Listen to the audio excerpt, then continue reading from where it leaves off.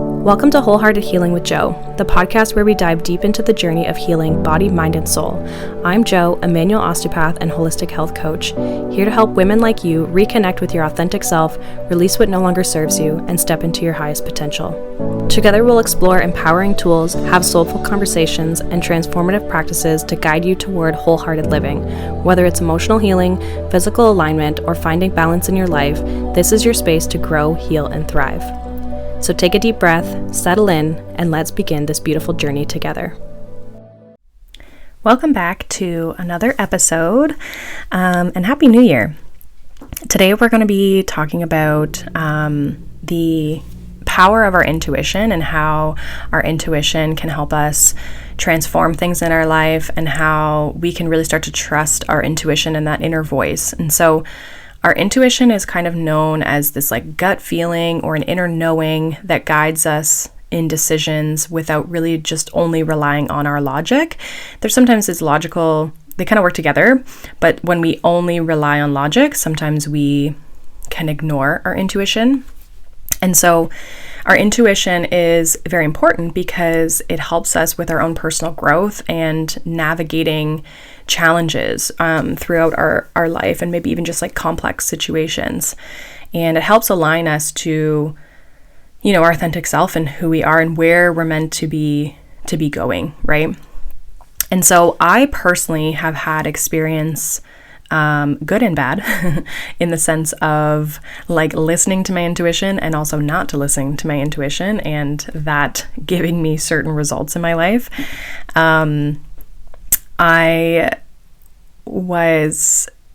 There's definitely been a time where I didn't listen to my intuition and I should have, and it didn't turn out very good. And I've had other situations where you're just like trusting and knowing, and everything works out and it falls into place and it works great. The hardest part is typically understanding what even is your intuition, and if what you're hearing is your intuition, or is it fear, or is it these like stories we tell ourselves, right? Sometimes what I struggle with intuition is like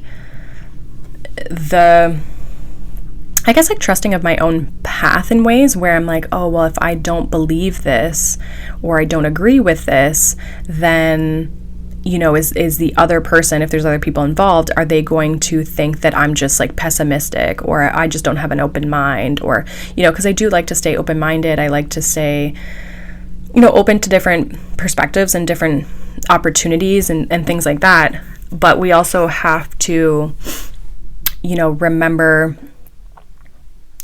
and just like, not even really remember, but just like tap into our own thing of like our own energy and be like, okay, is this for me though?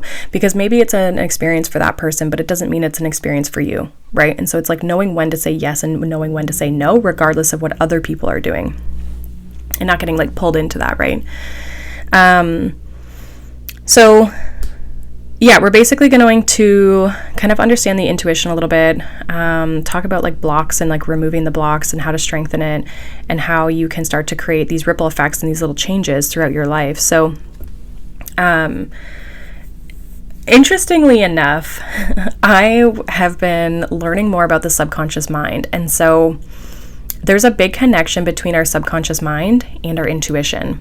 But if our subconscious mind is kind of like bunged up and not clear, we'll say, right? Because there's like events that are going on, there's memories, there's things that are kind of happening. It can block us or prevent us from even being able to access the intuition and clearly. The intuition's always there, but it's like how we perceive it as the individual, right? And so there's a big connection from like a science perspective of like the subconscious mind and our intuition, which is really interesting.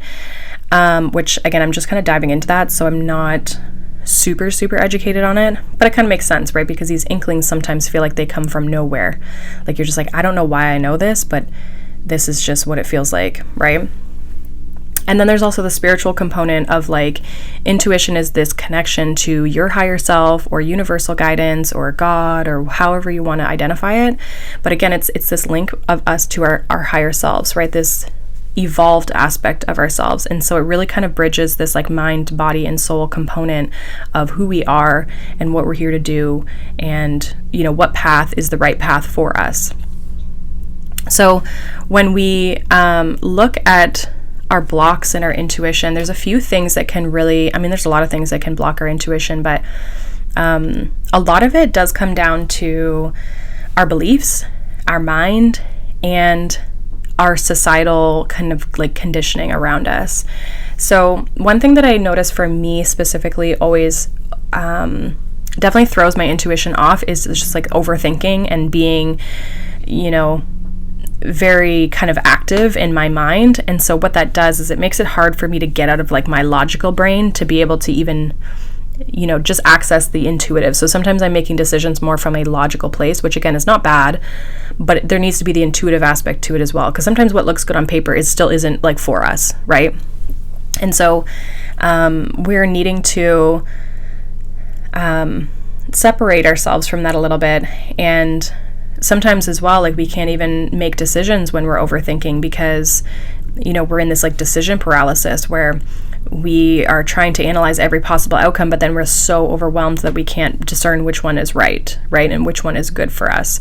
And so this overthinking really drowns out our inner wisdom, that intuitive aspect of ourselves. And so finding ways to calm our mind is going to be super, super important for most people, because I think our Western world is very stimulating and very masculine, right? Like we're very logical as a society. We've been conditioned to be that way, as well as, sorry, my throat's a little funky this morning, but as well as we don't we don't accept like the artistic side of people as often, right? It's kind of like, I don't want to say taboo, but like, you just look at like jobs, right? Like people always are like, oh, go with like the realistic job rather than like the artsy job, right? Like people want you to like not be yourself and not be self-employed and not be, all these things, right? So that leads us into the second piece of the societal conditioning. So this is our impact of like cultural norms, our expectations, the shoulds, right, that disconnect us from who we truly are and what we really want in our life and what we even think is possible for ourselves, right? So this is where we get a lot of limiting beliefs, right, and other people's projections and other people's beliefs onto us. And so, for example, this is like choosing the safe career path over the one that you really want to do and the one that's passion driven and the one that you're excited about. I go back and forth in my brain about this all the time. There's a big part of me that just wants to like be who I am, right, with my career. But then there's other parts of me I'm like, maybe I should just like, work a regular job in the clinic like everybody else does. And I'm like, no, but I want to do different things. I want to coach people. I want to help people. I want to have diversity within my career, right? And so I always have to kind of like talk myself out of that, of like realizing that like that's my fear talking when it's like, maybe I should just go back and just be normal, rather than just doing what I want to do. And so these societal conditions can come from our friends, our coworkers, our family, parents especially, or people who raised us, right? Just like the world in general, right? Like the whole aspect of society as a whole is a big one too. And so we have to start to understand like, who am I? What are people maybe projecting onto me? Do I agree with those things, or am I only doing those things because that's what that person thinks or that's what that person wants? And how am I maybe falling into patterns because of these things that I was told, right? How am I maybe like procrastinating or not taking action on the things I really want to do because of fears or because of these thoughts or limiting beliefs that others have maybe, put onto me in some sort of way? And then we also have fear of judgment. And so this is really interesting with our intuition, because fear of judgment is, you don't want to be criticized. You don't want to be ridiculed. You don't want to be shamed. You don't want to be like put in the corner, right? Like you don't want to be ostracized for what you do. And so sometimes when the intuition there's like a fear of even making mistakes or being wrong, because we don't want to be wrong. We don't want to be judged. We don't want to make mistakes, because that makes us like, inherently sometimes like makes us feel like we're going to look bad, right? Even though that may not be true. And so it keeps us from acting, this fear of judgment, on our intuition, on those like little nudges that we're getting. And so signs that you're kind of in this like fear of judgment is like second guessing your decisions, or looking for external validation in, wherever you're trying to go. There's a lot of other ones as well. Like you can even think like procrastination, right? Like you're just like even fearful of even going for something or doing it, because there's this fear of making a mistake, it being wrong, it not working, right? Or people talking poorly about what you do or how you do it, right? And so if we are looking at how do we like unblock our intuition and strengthen our intuition, we really need to start to look at what we're doing kind of on a daily basis, and how we are a lot of times slowing down, right? To be able to, hear or sense or feel these little nudges. And I think that's the biggest thing, is like intuition is usually very quiet. It's usually very calm, very grounded. Our fear is what is chaotic and big and loud and in our face, right? And so if we have to, or if we want to strengthen our intuition and get more in tune with it, we have to be able to slow down so we can hear the subtlety of our intuition. Because when we're in the chaotic world of things, then we just get caught up in the fear-based, logical, chaotic world of things, right? So this is where kind of even nervous system stuff comes in. I always think of like, we need a balance of both of these things, right? The logic and the intuition, we need that balance. And so for me, what I see is like the sympathetic nervous system, so more of our fight or flight, is like this logical, masculine, chaotic energy when it's like going wild, right? And then our parasympathetic, which is more of our rest and digest, is more of this intuition, the feminine, this like slowing down, quieter energy. So like I said, you need this balance between the two, because both can be not ideal, right? We can't be too airy-fairy, but we also can't be only logical, right? And so a lot of us, though, get caught up in the sympathetic drive, right, of stress and overwhelm. And so that's why a lot of us have a hard time tapping into our intuition. So things that you can do to kind of strengthen and build trust in this inner voice is so like starting to quiet your mind. So meditation, just even taking time during your day to just like do nothing, right? Like no music, no TV, no reading, no nothing, right? Just let yourself think, see what comes up, see where your mind kind of like takes you. You can also do things like journaling. You can prompt yourself, like, what do I feel drawn to today? What am I resisting? Little things like that to kind of like uncover different insights, or just free flow too, right? Like what's coming up, how are you viewing things? How are things showing up for you? How do you feel about things? And how can we reframe those things and start to shift that awareness, right?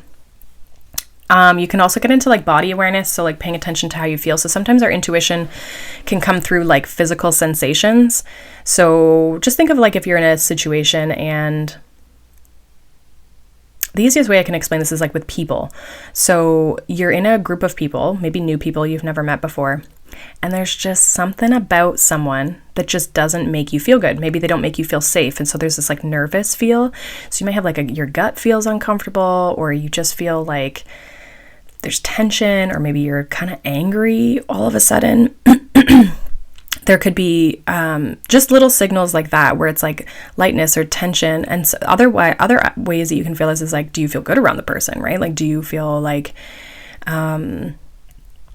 light and happy and good, right? And so I think it's paying attention to how our body feels in different situations, when making decisions, when we're around certain people or in certain environments. I always say too, like, do you feel terrible when you're at work, right? Like obviously it's showing you that something's out of alignment. Maybe it's not meaning quitting your job, but maybe something needs to shift or change or be put in place so that you can feel better when you're at work.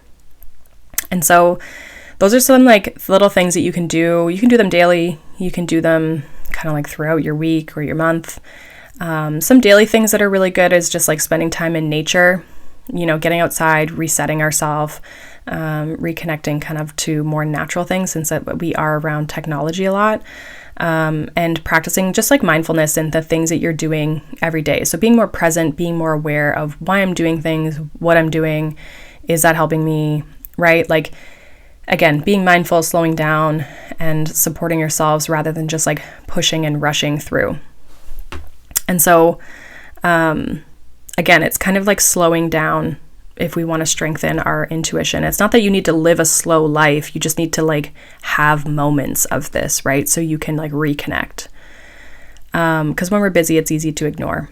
And so we have to like learn to be able to differentiate our fear from our intuition. So like I said before, like our fear often feels constricting and chaotic, but our intuition usually feels very calm and kind of grounded. And so your intuition might, let's say, guide you to a new opportunity, but the fear might make you hesitate, right? Or second guess. Usually what people will say is like your intuition is like the first thought, the initial thought, before you can really actually think about it, right? And so if you're looking to make, big decisions or trying to trust your intuition in certain things, we really need to ask ourselves, like, does this feel expansive or does it feel contracting? You can also reflect on like your past decisions you've made, how they felt, and did your intuition guide you, or did you ignore it and go with something else, right? And so you can kind of experiment and use like small choices in like little ways before you obviously do like big stuff. But at the end of the day, you still have to make those decisions, right? We still have to create those things. Because if we want to start to learn how to trust ourselves and create alignment in our life and feel good about what we're doing, right? Because whenever things feel uncomfortable or not good, it's like something's out of alignment or something needs to be addressed, right? And so if we can listen to this inner voice, it's going to help create more authentic decisions, and it's going to create a more authentic life, and you'll have a deeper connection to yourself and what you truly desire in your life. And so you're going to be able to say yes to opportunities that align with you and your values. And then you'll be able to say no to the things that just aren't for you, right? The things that aren't serving you, the things that aren't supporting you. And so, this is going to help you for sure in things like your relationships and your career by, attracting the right opportunities, the right people, the right experiences when you operate from this place of your intuition, right? And being able to trust that. And emotionally, you're going to feel way better. You're going to feel more confident. You're going to have less stress, and you're going to feel more connected to the things in your life, and you're not going to feel so overwhelmed. You're not going to feel like something's missing, right? And you're going to have this sense of direction, right? And so, basically that's kind of like the meat and potatoes on intuition. And I mean, you can even just like ask yourself questions like, okay, if you close your eyes, focus on your breath for a few moments, and then bring to mind like a current decision or a situation, and then just notice how you feel, right? Notice your physical sensations, notice the emotions coming up, the immediate thoughts, and then imagine saying yes or no to that decision, and then trust the feeling that like comes from that. And that's going to show you a little bit of the intuition, right? I think that we just have to get better at practicing these things and tapping into that energy. And you kind of just have to try it. Like, honestly, from my own experience, it's been like I make decisions about certain things in my life, and they either go good or they go bad. And when I reflect on that, and that's a big piece, the reflection, when I reflect on that, I'm like, oh yeah, I can see where I totally went against my intuition, or I can see where it led me in the right direction, right? And that's usually what it is. When things don't work out, there's two things possibly going on. One is that you needed to go through that lesson to learn. So your intuition wanted you to go through that to learn something specific. Again, it's for your personal growth. Or if it went bad, you ignored your intuition and went against it, and your intuition was actually nudging you in a different direction. So those are usually the two things from like a more negative side of things. But your inner voice, your intuition is always available to you, right? And it's always, you can always trust it. And the hardest part is the trust. And when you can start to, again, practice on little things, small things, those small little decisions and things that you make based on your intuition is what's going to lead you to these big transformations, because it's you trying to guide yourself in the right direction rather than getting caught in the same patterns or repeating the same things, or just making the wrong choices in our life. And so, yeah, listening to your intuition is going to be key here. So with that, I encourage you to connect with your intuition, ideally daily, but at least a couple times a week, and get used to listening to it, get used to communicating with it, and that will, again, it'll just become more comfortable for you. And so I'd love to know, if you're on YouTube, I didn't do a video today because I'm still in holiday mode. But if you're on YouTube, I'd love to know down below, like, your experiences with your intuition and, how good or bad experiences, the things that you have noticed. And yeah, I would say that, like, diving into this is also truly, I feel like, a big healing component. And obviously there's the subconscious mind component to it as well. So, that's obviously a big drive of our thoughts, our beliefs, and the actions we take, but also our subconscious mind is how we store things in our body too. And so we have to keep that in mind as well when it comes to, like, how we feel in our body and disease and all of that stuff that a lot of us want to try to avoid as much as possible. So thank you for being here. I hope you guys had a great holidays, a good new year. Hopefully you enjoyed this episode. I'll be back next week with another one, and hopefully that one will be video. I'll be out of my holiday mode, getting back into work mode, because I go back to the clinic next week as well. And yeah, I can't wait to see. I don't know if I've planned what next week's is going to be, so I'll have to keep you'll have to see when it comes out, I guess. But I hope you guys have a wonderful first few days here, first week, I guess, of the new year. And I will see you guys in the next podcast episode. Bye.